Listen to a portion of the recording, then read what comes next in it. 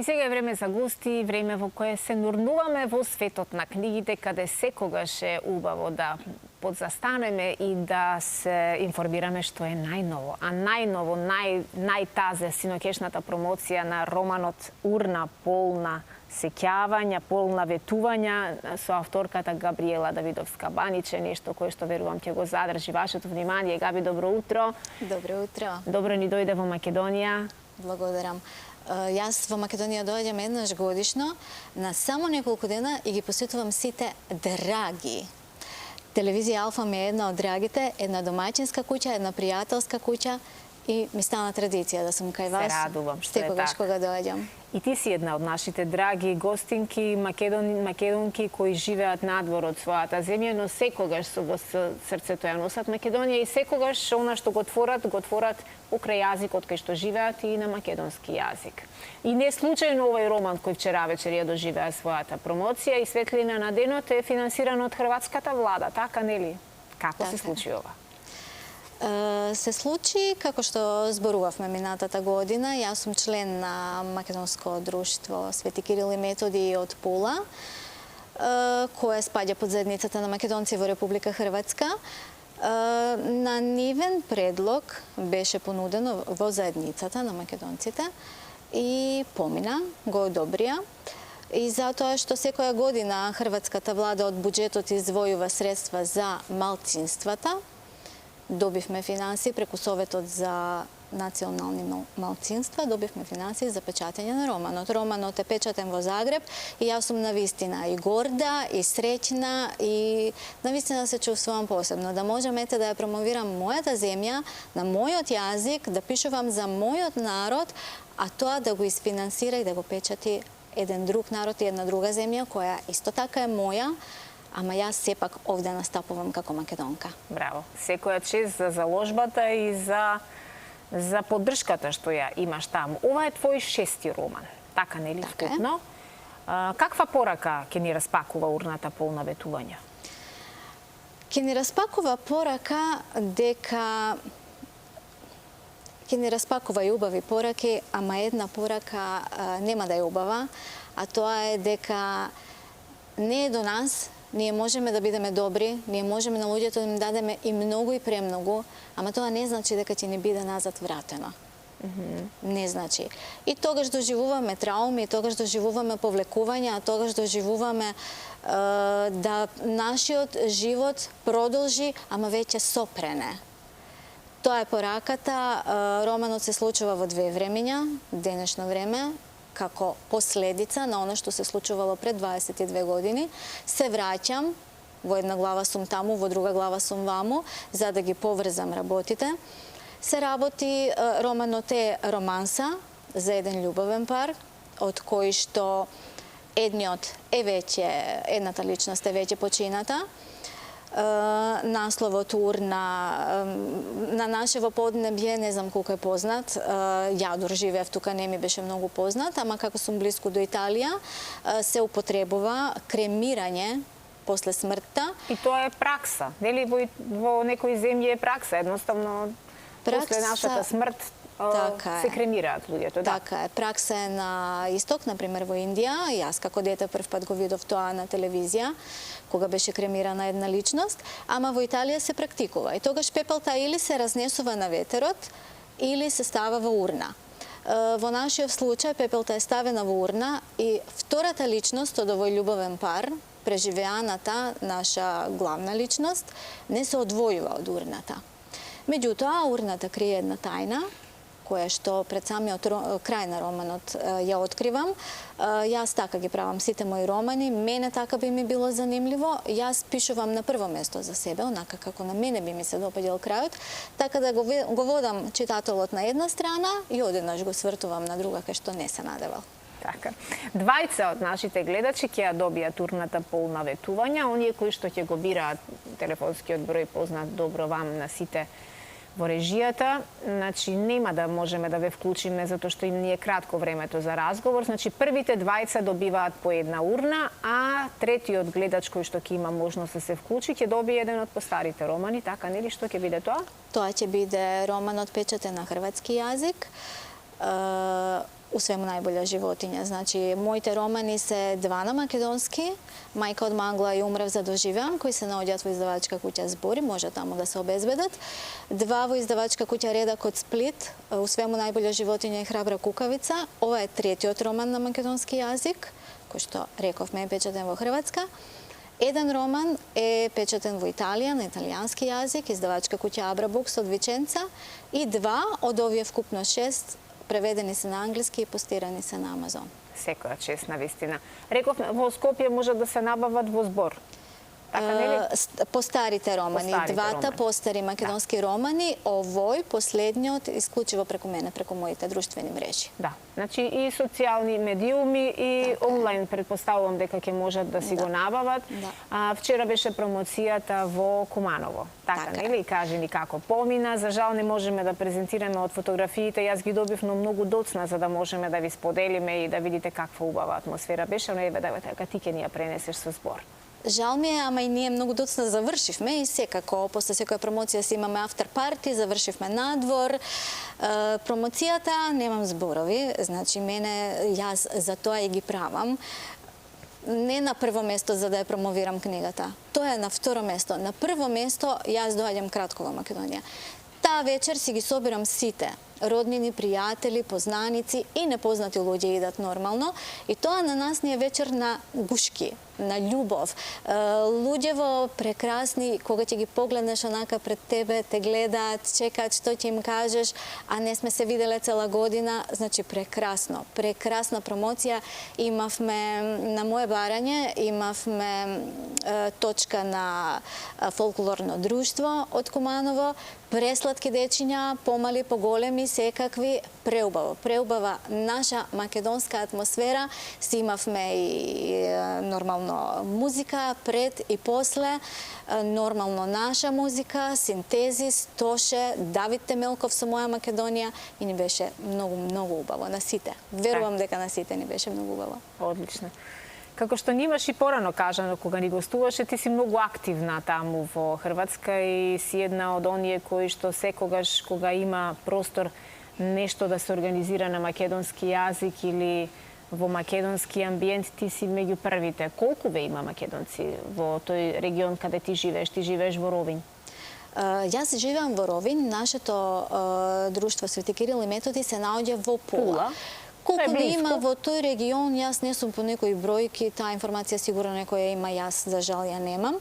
Меѓутоа, во нашето друштво членуваат и луѓе кои не се македонци, а кои се љубители на македонската култура, на македонската песна, на македонското оро, и ни доаѓаат, и пишуваме поезија, организираме разни манифестации, пропратена со наша традиционална храна во која сите заедно уживаме. Значи, председателкава Милена Златерска знае како да организира, знае како да направи и се чувствуваме прекрасно. Па одиме во други градови, па имаме секоја година годишно собрание. Оваа година бевме сите заедно во Сплит, дојдовме од цела Хрватска и уживаме сите заедно. Одлично. Ајде се навратиме повторно на урната. Од она што ти малку им откри на гледачите, за што се работи или каква е содржината, таа љубовна приказна која има за жал една голема трагедија, која што се провејува низ целиот до крајот на животот на главната хероина која се вика Ангела и е музичарка, така нели? Така е. Музичарка, почитувана и од страна на студентите. Интересна приказна, ме заинтригира и мене барем од она што накратко прочитав. И затоа секогаш сакам да прашам секој еден кој што се бави со пишување, кој што е збороосуденик на некаков начин, и ти си осудена да пишуваш некако зборовите, предпоставувам дека и теби сами ти доаѓаат дури и кога не ги бараш и кога не ги повикуваш. Ја знаеш ли однапред ти како ќе се одвива ситуацијата или те води нешто, некој инстинкт те води додека пишуваш? Како ќе ги создаваш заплетите, како ќе ги отвориш заплетите, како ќе ја завршиш книгата? Јас за сите мои романи, почнувајќи од првиот, добивам во глава, кога ќе ми дојде идеја, добивам точно 3 реченици. Каков да биде почетокот, што да се случи, што да биде тоа ударното. Костурот го имаш ти на целата приказка пред да почнеш да пишуваш? Само 3 реченици. Како да почне, што да биде главниот настан и како да заврши, каков да биде расплетот. Што е интересно, ми се допаѓа зборот осуденик, јас сакам да сум осуденик на напишувањето. Кога ќе почнам, кога ќе отворам компјутер, кога ќе напишам наслов, јас секогаш пишувам наслов и не го менувам до крајот, затоа што насловот, корицата, тоа ми е премногу важно и на мене како читател, зашто ја на прво место сум читател, а потоа писател. И кога ќе почне приказната, дури и јас понекогаш се зачудувам зошто не можам да ја скратам. Тоа сигурно ќе биде мојот талент од Господ даден и јас стварно сум му благодарна на Господ. Значи, во Библијата има еден стих кој вика кога Господ дава, дава во изобилие. Да. Јас тоа го гледам додека пишувам. Јас гледам дека е талент од Бог даден. Значи, јас не се... И си давам ветувања, си ветувам себе си самата. Ајде ќе направам 150-60 страни, добро е, доволно е, да не се измори читателот. Не можам. Секој мој следен роман е поголем и поголем. Јас за 4 години напишав, моментално го пишувам 10-тиот. 6 се надвор, 3 се во компјутер и моментално го пишувам 10-тиот роман. И не ме уморува, ме опушта. Тоа е храна, тоа е еден вид на храна кој што те тера да бидеш постојано во таа приказка и точно те разбирам што сакаш да кажеш. Туку имаме ние некој на линија кој сака да не поздрави ова утро. Добро утро, повелете во програма сте. Добро утро. Добро утро. Поздрав до гостинката, промотор на Македонија во Хрватска. Благодарам. Сожалявам што вчера во Куманово била, ја не сум бил на несината промоција. Амбасадор наш во Хрватска. Благодарам. Ева го писател, амбасадор. Иста таква амбасадорка имаме во Јапонија, Јапан. Адриана се вика, промовира нашу игру, храна и све. У амбасадата ги собира, јапанците ги учи да играат македонски ора и песни да пеат. Одлично, драго ми е. Дали вие сте кандидат за една од книгите на нашата гостинка? Секако. Така, добро, тогаш урната полна ветувања. Првиот примерок ви го подаруваме вам. Оставете ги вашите податоци во режија. Дали ќе дојдете во Алфа телевизија да си ја подигнете? Пратете ми во Куманово. Во Куманово? Ќе ја однесеме во Значи, Куманово. ќе ја однесеме во Куманово и не јас туку нашата гостинка, а вие оставете го вашиот телефон за да може да ве искомуницира. Габи, благодарам. Дали имаме уште втор гледач? Немаме, доколку имаме се разбира ќе ги вклучат и останатите двајца гледачи за да ги доделиме уште двете книги. Спомна дека 3 се во компјутер и дека ти веќе двоцифрена бројка создаваш. Кога наоѓаш? Кога си најкреативна? Во текот на ноќта? Во текот на утринските часови? Кога си сама? Ти треба ли простор да се осамиш? Или? Јас сум една многу пристојна жена. Ја идам на спиење во 10:30 саатот на вечер, ама во 10:30 на вечер јас сега сам, ама са бајле во 6 сечи ти кажам. Мораш да не научиш и нас другите да бидеме така пристојни. Јас никако не научив да одам во кревет во 10:30. Може, приватни часови давам. Инспирацијата доаѓа без оглед кое време е. Мене ми се случува и на улица, и во продавница, и секаде. Меѓутоа, јас имам фејсбук страница каде што таа инспирација ја празнам секојдневно. Конкретно за пишување во романите, во моите книги, ми треба да бидам осамена. Значи, јас можам, за тие кратки текстови, јас можам да се исклучам, можам да сум на фудбалска утакмица и да направам пост на мојата страница. Меѓутоа, романот е една обемна содржина, каде што мора да се запазат сите детали, што се почнало, дали се докажало до крај, дали се завршила таа сторија. Ми треба концентрација и пишувам додека сум сама дома, додека детето не ми е дома, додека кога имам тишина. Ми се случувало и кога ќе излезам надвор, кога ќе сум осамена во парк или така нешто, денес, фала Богу, со телефоните можеме да направиме се што сакаме, па јас така и во телефонот си пишувам, па после го пренесувам текстот, се надоврзувам. Во главном, ги пишувам брзо, Љубител сум на, може би тоа другите не го прават така, ама јас кога ќе почнам еден роман, му седнувам и дур не го завршам и не читам. Во тоа време не читам и се обидувам секоја слободна минута да му ја посветам. Затоа што сакам што поскоро да го завршам, да речам готово е, сега ќе се одморам, па идеме на друг. Правиш ревизија, се враќаш подоцна назад од како ќе го завршиш, да видиш што би можело некако поинаку да се спакува? Или му даваш време да одседи како виното, некое време да одседи, па пак да се навратиш? Нема. Не? Одседување нема. Го читам повторно. Ако си правам белешки, во случај да сум испуштила нешто, во случај да нешто сакам да додадам, и кога ќе го завршам, кога јас ке мислам дека е готов, се бара начин за негово печатење, не се навраќам, не исправам, нема сугестии, зашто никој го нема прочитано, никој не знае што се случува.